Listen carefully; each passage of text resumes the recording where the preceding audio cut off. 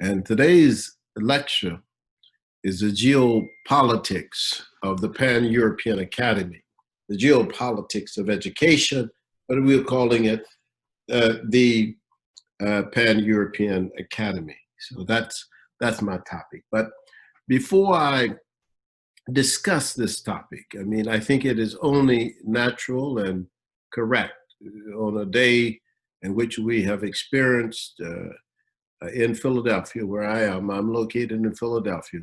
We have experienced the incredible events of yesterday and partly this morning. There is a crisis, and there have always been crises, I should say, in the United States of America. Fundamentally, the police must be held accountable for murder.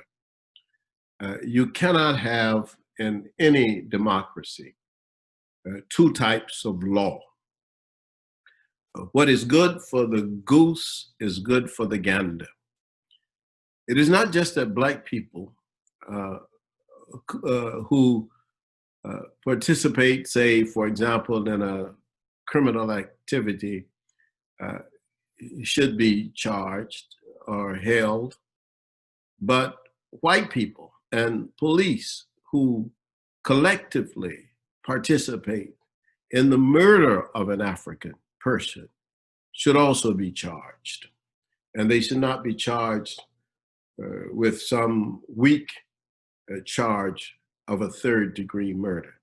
This was in the face of everybody and in all of our eyes, a murder of a Black man by a white policeman with his knee on the brother's neck.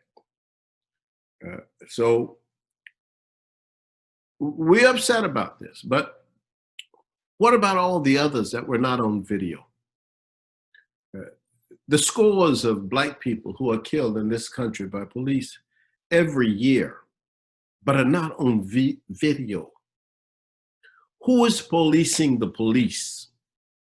This is why we demanded after Ferguson that there would be body cameras, but everybody does not wear a body camera, or they turn them off.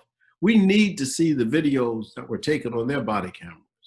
These people who murdered George Floyd on the streets of Minneapolis, Minnesota.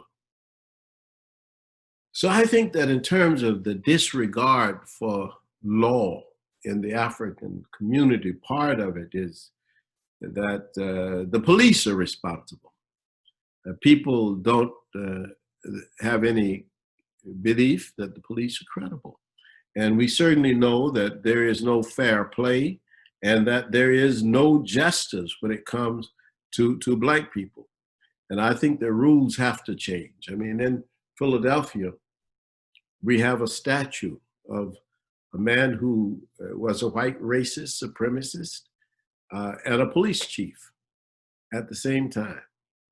And that man has a statue for him in the downtown region of Philadelphia, standing in front of a municipal building. Black people tried to tear it down last night, and it should have been torn down. It should have been taken down by the Black people who've been mayors. We've had 3 Black mayors of Philadelphia.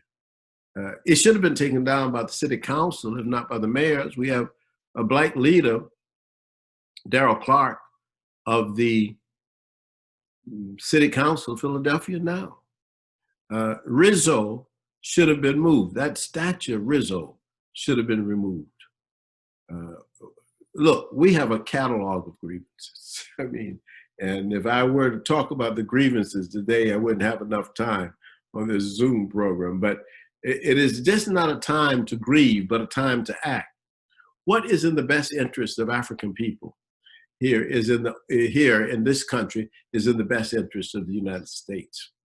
So we have to work for what is in our best interest.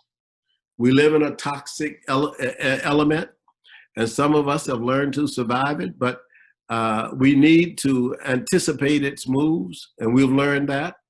But others of us have to be taught by the pathology that is at the source of the American problem. Dispossession of the First Nations, kidnapping and enslavement of Africans, and the obliteration of the Mexicans' land and territory, the stealing of Texas, Arizona, and New Mexico, and so forth. Everything in this country's history, when you think about it, creates anxiety, it brings the deep grievances to the surface. The fact that the so-called founders were slaveholders, and our people worked in this country for 246 years of taken and stolen labor that really made the economic growth of this nation out of all proportions to other nations. Our nobility has often been taken for granted, and I've said this over and over again, and our resilience has been called to function too much. Yeah, we resilient, yeah, we tough. But I tell you something, we understand that George Floyd's murder by Derek Chauvin is inexcusable, and enough is enough. 4 white policemen handcuffed this brother with his hands behind his back, and one of them sat on his neck with his knee. And I thought that, boy, look at it. They had to handcuff him and then wrestle him to the ground. He would have beat all 4 of them if he had not willingly given them his hands for arrest. He didn't know they were going to kill him once he was locked down. So this is, and this is all over the idea that they said he gave a fake $20 bill to somebody. I'm telling you, we live in a society of crisis, a civilization that is in crisis. And part of that crisis is because it has been based on what I call a false idea. And that false idea is what I want to talk about, because it's about the geopolitics of education, the curse of Hegel. And I call it this because I've often wondered, and I'm sure other people have wondered, why is it that the Pan-African, Pan-European Academy, as Chinwezu calls it, is so widespread? It's everywhere in all these societies. And yet it is not at the very beginning of human knowledge. It didn't start in Europe. The universities and knowledge and information and science and art and politics and medicine and astronomy. These were not European inventions or creations. And yet Europe has taken it. If you go back and you look at the mysteries, George G.M. James talked about stolen legacy in his book. If you go back and you look at the different levels of education, you know that people had to go through many levels, and there were many types of educations. The first level, we call it the Odus. That's where you learn music, and you had to memorize 2 books of Jehudi, the hymn to the Neteru and the hymn to the Perah. And then you would go to the second level, which was a horoscopus. A person would get a palm branch and a sundial, and this is because you would have studied astronomy and you knew how to measure the distance of the stars from each other. And then the third was the hierogrammat, where you would have a feather, a book, and a reed, and measures, and then you would study Chikam, and Chikam would be the basis for your knowledge. And then the 4th level was Stolistis, the scales of justice, where you learn libation, rituals, sacrifices.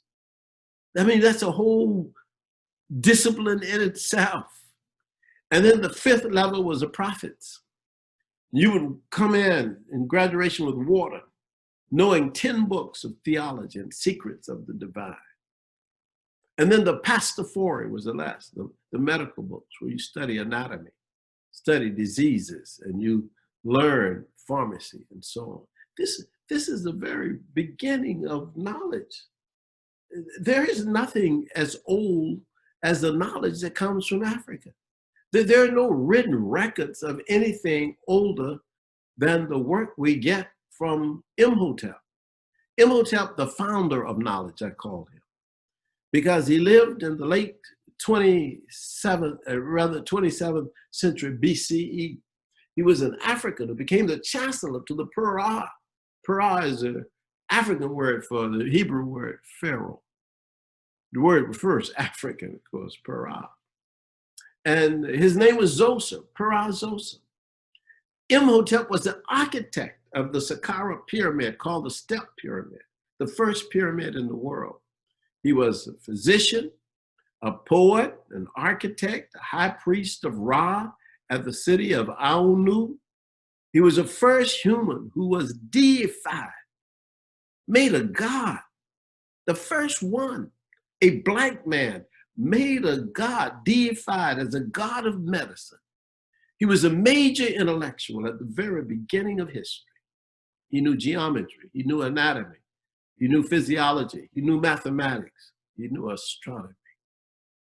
This was Imhotep. So why is it that we don't start all education with Imhotep? Why is it that we never heard of his poem, The Song of the Harvest? Why is it that Imhotep's name, this African man, this black man who was at the very door of knowledge, the room of knowledge, has disappeared in most textbooks in Europe and in America, and even in Africa, South America? First man, not Jesus, first human to be deified, made a god, had a temple built for it. Worship is a god of medicine. Even the Greeks later worshiped him. They called him Asclepius. But Asclepius was actually Imhotep. And then the second person to be deified, made a god, was another black man. This is also before Jesus. 1425 years before Jesus Christ. His name was Amenhotep, the son of Hapu and Itu. His father was Hapu, his mother was Itu. He was a scholar, an architect, a priest, a scribe, public official for Amenhotep III of the 18th dynasty. He was the second human who was deified. That is, when he died, they made a temple and they worshiped, they revered him at his temple, because it is said that all humans who live, it is he who knew all there was to know. Nobody knew more than he did. And then we look 600 years or so later, and we find a man by the name of Homer. He's a poet. He's the first person to say something out of the Greek world that we could understand. He's the author of the Iliad and the Odyssey, two epic poems that are the central works in ancient Greek literature. And the Iliad is set during the Trojan War. The Odyssey is the 10-year journey of the king after the fall of Troy. But that becomes, for the Pan-European Academy, it becomes a center part of their story. It's the beginning of their story. Homer, the Greek poet. And the Homer, the Greek poet, the interesting thing about him is that Homer spoke of Africa and Ethiopia particularly in so many favorable terms. He said the most handsome people in the world were the Ethiopians. He says the gods gathered in Africa. That's where they gathered. And he writes this in his poem, that all traveled to Africa. to have a meeting with even the Greek gods came from Africa. We don't have to go just to Homer for this, because we know that this is not just something that comes from Homer. It comes later from Herodotus, who writes about this in his book 2 of the histories. He writes this, that the names of all the gods come to Greece from Africa. Let me tell you this. The Greeks invaded Egypt in 333 BC, thereabouts, under Alexander. And when they invaded Africa, they had been going there since since Homer's time, actually. He had been there. And then later, the first philosopher of the Greeks, Thales, 600 BCE, he went, studied in Africa. And then he told Pythagoras, when Pythagoras was 19, that he should go and study with the priests of Egypt. And he went and studied with those priests. You see, spent about 20 years down there. His man was almost 40 some years old when he came out of Africa and learned the Pythagorean theorem and so forth. But at any rate, when Alexander left Egypt, he left it in the hands of a governor who was one of his generals, a man by the name of Ptolemy. And Ptolemy, his whole family ruled for about 300 years in Kemet. It was a Greek dynasty. This was a kingship, the family of kings that went on and on until the last one, who was Cleopatra the Seventh. Cleopatra the Seventh, because there were 6 Cleopatras before her. But Cleopatra the Seventh was the one who had been chasing Mark Antony and who had chased also Julius Caesar.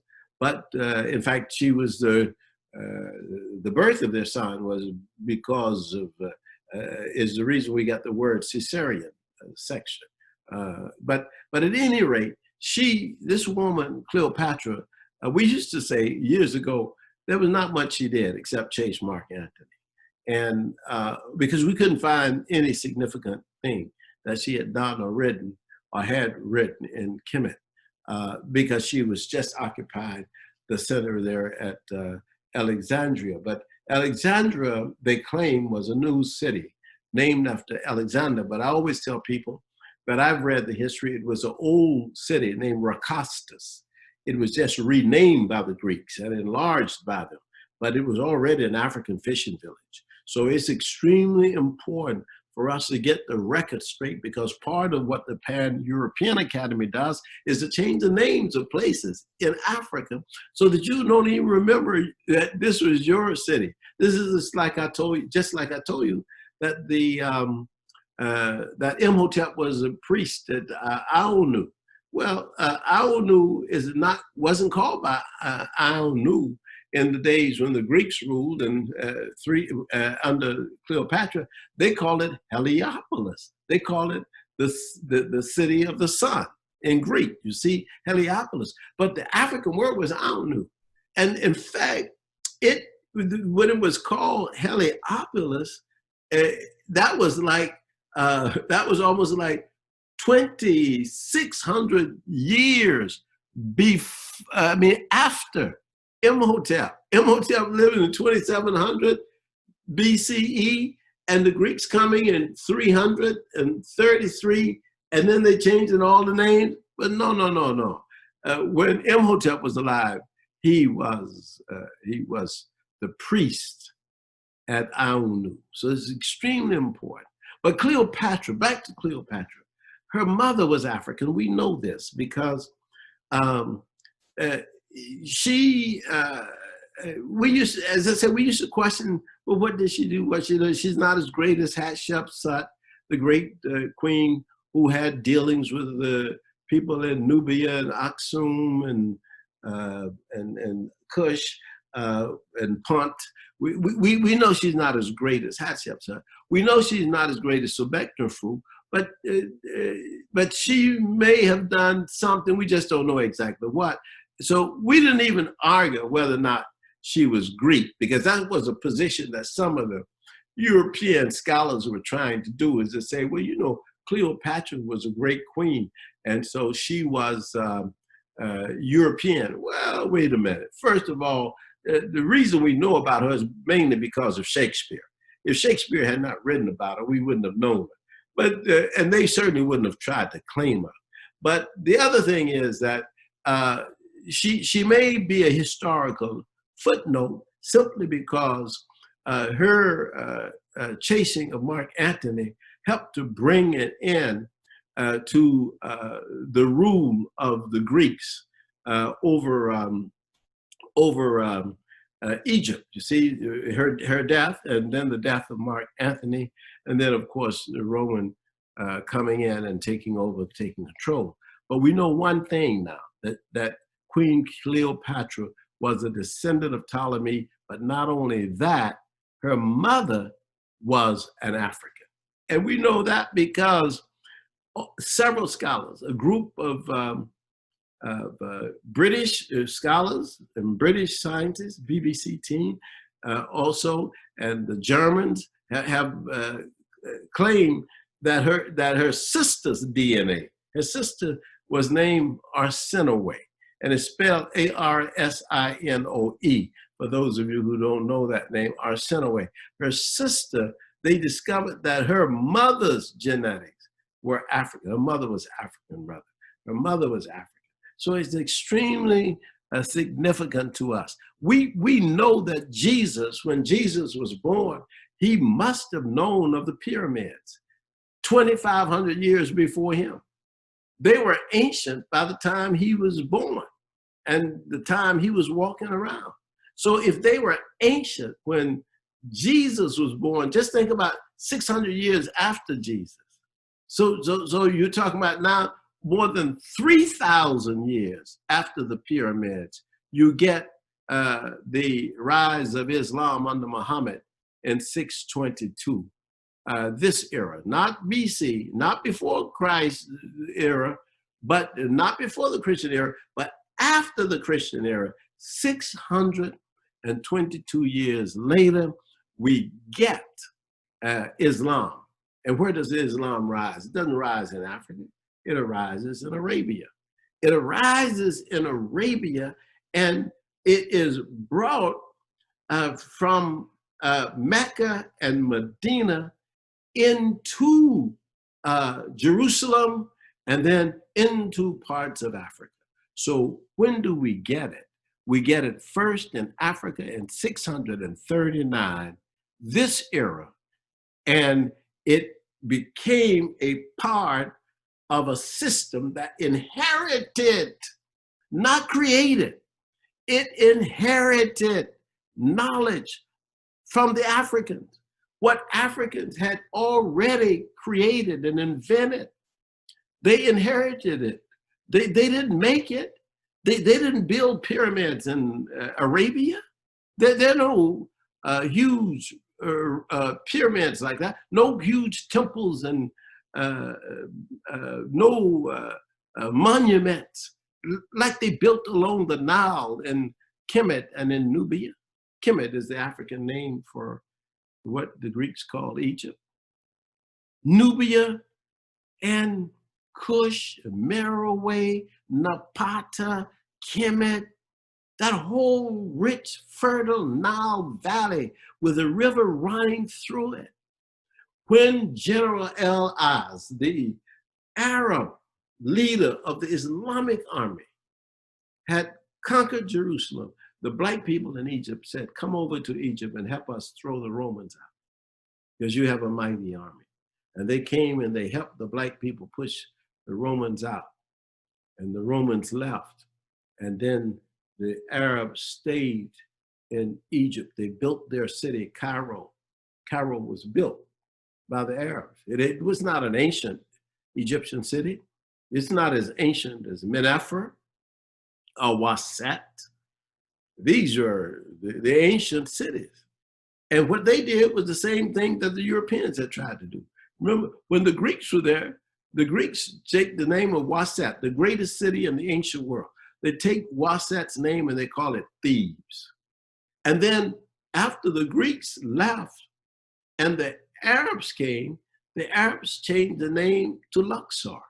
So it's this, but it's the same African city, Waset, the place of the Ep3, the most sacred of all places, has become, by virtue of this, a tug of war between African knowledge and the Pan-European Academy. Look, Europe had what they call a neoclassical revival, by virtue of the knowledge that the Arabs had brought from Africa, inherited from Africa, and it spread around. Part of that knowledge became knowledge that the Europeans used after the White Ages, when everything was fogged out. They didn't know anything. They were ignorant. Basically, the church ruled, but the church ruled in a sense with superstition and so on. They had nothing to spur them on. And then what they discovered was that in order to recreate themselves at the center of the universe, they had to go back beyond Christianity. Now, these were Christians. We got to go back beyond Christianity and claim our ancient Greek and Roman information, the pagan information that the Greeks and the Romans had. But then they discovered that that information that the Greeks and the Romans had, much of it came from Africa. This was their revival. This is what revived them. They built their buildings in their cities, centers that were based on Greek temples, not knowing at the time that the Greek temples were based on African temples. Not understanding that the columns that they loved so much in Greek culture, whether they call them Ionian or Corinthian, that they were actually African columns found in the temples of Africa, built by black people. This is what spurred them on. They even forgot their own indigenous cultures and revivals. You know, you ask somebody, you know, well, what were the French before they were Christians? What were the Germans before they had an invigorated development and revival because of the Roman and the Greek information that they got, which was based on Africa? It's hard to say. But they spread Christianity in Poland, Russia, throughout Europe. St. Patrick went to Ireland and so forth. They did all this stuff. They were asserting Europe as a model of the world. And they tried to dominate historiography, which is the writing of history, whether it was science, art, whatever the field. They said, well, we'll write it. If they said it was theater, they said, well, we start theater with the Greeks. If you say mathematics, they say we start mathematics with Theophrastus. Whatever you say, they say you start oratory and eloquence. They say we start with Pericles. It's almost like nobody has existed in the world. There were no Chinese, no Indians, no Nubians, no people from Aksum, no people from Kush. That's crazy, but that's what they push. Using the Roman and Greek buildings, they resurrected Homer and they resurrected Troy and Helen and so forth.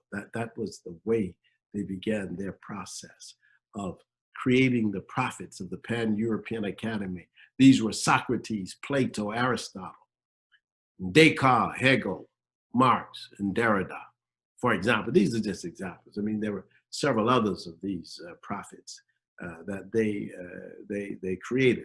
And they created them and they invested them with power and invested them with knowledge. I call it the creation of a structure for the Pan-European Academy, because it's not just located in one place, it's everywhere. Whether you're sometimes in Africa, you will see it. In almost every university in Africa, you got the Pan-European Academy. Starts with Greeks. It's the beginning. They're everywhere there. If you go to Asia, you see it. You go to India, part of Asia, you see it. Perhaps in China, you have a more difficult time. But almost everywhere you have this Pan-European Academy. The president, if you would allow me to use this analogy, are the Nobel Prize winners, the keepers of the covenant. The board of directors may be the professional organizations that create the standards and hold the standards of what this academy should be. The enforcers are the managers, the administrators of various universities, you see. They're the ones who make decisions about who can join and who cannot join the academy. And then the professors, the super professors, are people whose names you have to refer to if you want to continue to be in that academy. You can be in that academy at a high level if you know the names of Hegel and Sartre, Derrida and Weber and Sousa, Foucault and Freud and Marx and Einstein. That's a structure there. It's hard to break through that structure if you only know Archie Mafeji, or if you only know Ngugi wa Thiong'o or somebody. You know, this is a structure set up here, and they have rules and regulations for admission into the academy.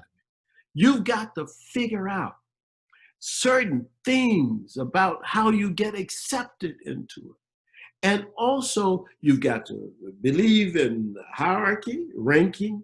You got to believe in patriarchy. You have to deny Africa's history. You have to say, oh no, there's no primacy of Africa. Oh no, the ancient Egyptians were not black people. Oh no, they were not even Africans, even though they're on the African continent. You have to accept that. And in fact, then they have what I call missionary intellectuals. These missionary intellectuals, they spread the academy. They go everywhere. They go to Africa. They're in the African universities. They come, give lectures, they talk, they write books. They're used by the students in Africa. They go to Asia, do the same thing.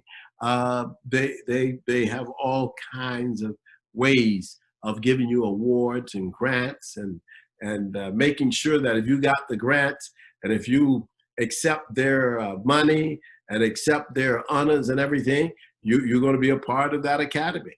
And that academy is going to take care of you, you see? Now, who starts this? To me, and I say it's a curse of Hegel, but there were others. Immanuel Kant was in it as well. Hegel was a narcissistic Germanic nationalist. He was a white nationalist. And he was the definer of the European spirit, which he argues overreached everything and overarched all practices, because he wanted to show that a rational scientific possibility of reality was the only one. And his view, therefore, was ahead of Aristotle, Aquinas, Husserl, you name them, Heidegger, Marx even, and Derrida. Some people say that he influenced Marx. So what is common in them? Common in them is the absolute faith in the Eurocentric view of the world. That their view of individualism, their view of the world in terms of the impact of materiality, all of that is important. Now, some people say that Hegel was an idealist, which I can see part of that in terms of his emphasis on ideals, but he also was a strict racist in terms of his understanding of Africa. He said Africa has no part of history. He said Egypt is curiously close to it, but how can Egypt with such high culture be so close to Africa? Because he didn't see Egypt as Africa. You see what I'm saying? He fueled the assault on the Egyptian past with the support of the Arab populations. That's the argument we have about whether you have this stupid argument. Were the ancient Egyptians black or were they white? No, they never were white, couldn't have been white. They were African. They were on the African continent. But the Arabs have helped to confuse it because they came late, and they came to Africa in 639 this century, and then they have tried to figure out how to incorporate the ancient African past into their contemporary existence, which is they are at odds with each other, and there's a deep contradiction because they came with Islam as a part of their culture. It is almost innate, inherent in them in an Islamic way, which is totally against and opposite to the African. They can. So how do you embrace the pyramids and the temples of Ptahhotep and the culture of Ramses II and Tutmosis III if you have a history that doesn't begin until 622 Christian era? That is a big problem. But Hegel's works, whether you talk about the phenomenology of spirit, where he talks about the origin and development of the mind, or the science of logic, where he talks about thought and being is a single entity, or the philosophy of right, by which he means law and morality, and so on. You're talking about somebody who's trying to figure out how there could be freedom, individual freedom, that would advance the European project. And then here's what I call the challenges to the European view, because that view is being challenged. We're challenging it. We have to challenge it. It's being challenged at the level of the curriculum. You cannot center a curriculum of knowledge on a particular European experience only. You just can't say that the particularism of Europe is universal. That's just stupid. You can't accept that. African universities can't accept that. I mean, this is part of what the great African-American intellectual Carter G. Woodson was saying in the 1930s. He said the historically Black colleges and universities had accepted this dogma that European music and European art was somehow universal. You can't do it. That's what the Pan-European Academy would like to spread for you. We must also challenge it at the level of personalities. When people ask, who is the greatest writer who's ever lived? It should be clear to us, coming from an African culture, that Amadou Bamba wrote more than anybody else. But if you don't know Amadou Bamba, you don't know that. You can't even say it. If someone said Ahmad Bamba, you wouldn't even know who that was. And yet, Amadou Bamba used to write, he wrote over 5,000 documents. He used to get up early in the morning, 5 a.m. maybe, start writing. This was one of the great writers of all time. Or Ahmed Baba, who wrote at least 40 books while he was the vice chancellor at the University of Sankore in Timbuktu. We must challenge the Asians are beginning to do it with Yoshitaka Miike, the Japanese scholar, brilliant man who's start talking about Asiocentric ways of looking at the world. Claude Alvarez from India has been trying to do this as well. Brother Raju has done a great job in physics, trying to explain that Einstein was just one figure in the world of science, you see. But we have to challenge them at the level of institutions, leadership style, systems. We have to challenge the Pan-European Academy at the level of authorities. Who were the first scientists? You remember they used to talk about hunters and gatherers. But what does it mean to be a hunter and gatherer in an ancient African tradition? These were the first explorers. They were the first scientists. They were the first ones who recorded and understood the different meanings of climate and the change of weather and wind directions. They were the ones who were able to track animals because of their understanding of nature. The first scientists were African hunters. The first Homo sapiens were Africans. So the first scientists had to be Africans. We have to challenge this Pan-European Academy at the level of awards and recognition, and understand the motives when they give you an award, when they give you a grant, when they go to Africa and give people a grant, give them an award. What do they want you to do? They want you to participate and be one of the keepers of the Pan-European worldview. You have to challenge them at the level of the internet. And we all know now, but we didn't know it at the beginning, but we all know now that there are seeds that can't reproduce themselves. That in the old days, people used to grow food and have corn and whatever, and then they would have the seeds for the next year. But now, the Pan-European Academy has put patents on all those Said, no, no, no, no. Oh, we got the seeds. We got the key to food, to the food industry. You can't plant your seeds that you've been planting from your great-grandparent. This is a whole different thing now. So we have to understand that the future belongs to truth. No one people will have all the truth.